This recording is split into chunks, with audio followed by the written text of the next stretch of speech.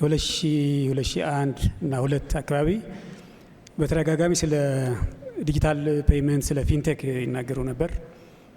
አንዳንድ አፕሊኬሽኖችም እንዲበለጽጉ ያደርጉ ነበርና በወቅቱ በእርግጥ በእኛ ሀገር ኢንተርኔትም ያን ያክል ነበር ለማለት አይቻልም።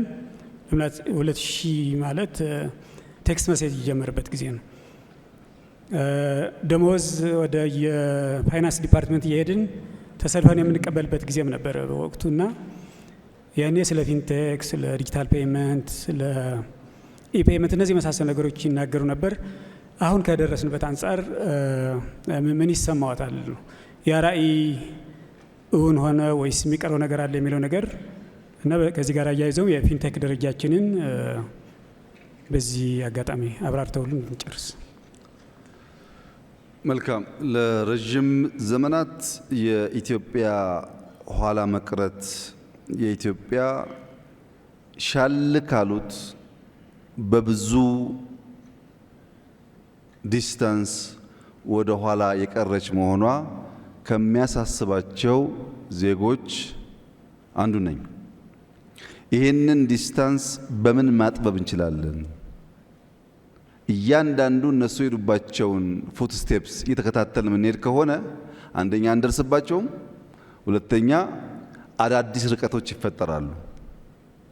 የእኛን ችግር ቀርፎ በሚገባን መተካከል መቆም እንድንችል ሊፕ ፍሮግ ማድረግ አለብን የሚል የጸና እምነት አለኝ።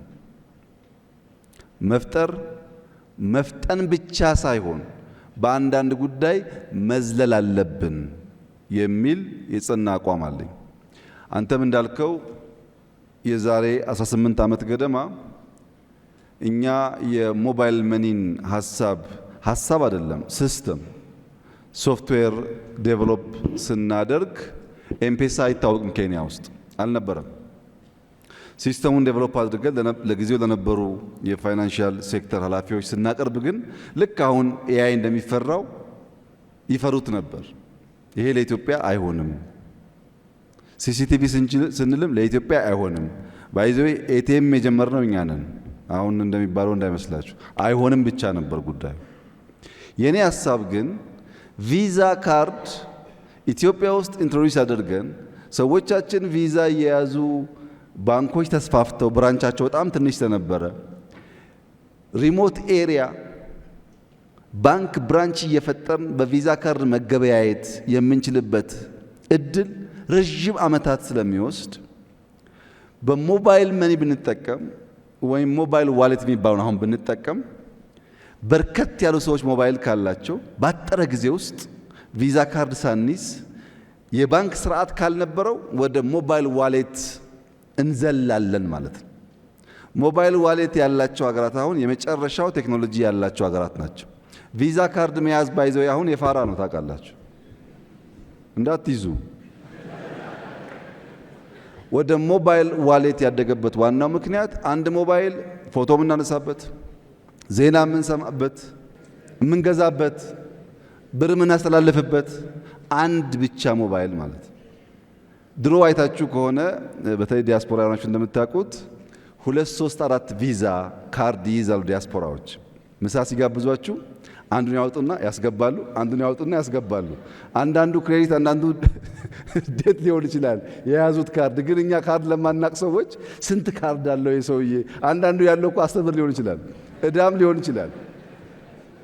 የስልጣኔ ማሳያ ነበር። ዲያስፖራ ዋሌቱን መዞ በአንድ ካርድ አይከፍልም። ያወጣል፣ ያስገባል፣ ያወጣል፣ ያስገባል፣ ያወጣል፣ ያስገባል። ያ ሳይኮሎጂካል ትራውማ አለው ካርድ ላልነበረን ሰዎች። ዲያስፖራዎች ይስቃሉ፣ ስራቸውን ስለሚያውቁ ነው። ወደ ሞባይል ዋሌት ካደግን ግን እንደዚህ አይነት ችግሮች በመሃል ያለው ስፔስ ይጠባል ማለት ነው። በኤአይም እንደዚሁ ነው። ሁልጊዜ የኢትዮጵያ ችግር አዳዲስ ነገር ለመቀበል አዳዲስ ነገር ለመለማመድ ያለ መከራ ነው። ባህል ይመስለኛል ከሌላው ሀገር በተለየ ለአዲስ ዕውቀት ለአዲስ ነገር እንቸገራለን። ሁለተኛው ጉዳይ ደግሞ በማናቀውና ባልዋልንበት ጉዳይ ባልሰራነውና ባላየነው ጉዳይም ከኔ ወዲያ ማን እንላለን። በዚህ ምክንያት ሀሳብ ቢመጣም እየቀጨጨ ቆይቷል። አሁን ትናንሽ ጅማሮች አሉ። የምታስበው ጋር ደርሷል ወይ ያልከኝ እንደሆነ ገና ብዙ ይቀረናል። አሁንም መፍጠር፣ አሁንም መፍጠን፣ አሁንም መዝለል ያስፈልጋል። ኢትዮጵያ ከዓለም 10ኛው ፖፑሌሽን ያላት ሀገር ነች። ከ10ኛ ከመሆኗን ባሻገር በጣም ወጣት ጄኔሬሽን ያላት ሀገር ነች። ይህንን ሰው አስፓየር እንዲያደርግ፣ ነገን እንዲመኝ፣ እንዲጓጓ፣ ነገን ለመዋጀት እንዲዘል ብናስችለው፣ የሥራ ባህልን ብናስተምረው ኢትዮጵያ የሚገባትን ልክና ደረጃ ትይዛለች ብዬ አምናለሁ። የግድ በእኔ ጊዜ መሆን የለበትም። የኔ እናት ቲቪ ለማየት ከምትኖርበት መንደር 15-20 ኪሎ ሜትር ካልተጓዘች በስተቀረ መብራትም ቲቪም አልነበረም። እኔ ዳታና ቮይስ የሚጠቀሙ ስልኮች አሁን ደግሞ ትንሽ ዜና የምሰማበት ስልክ ጋር ደርሻለሁ።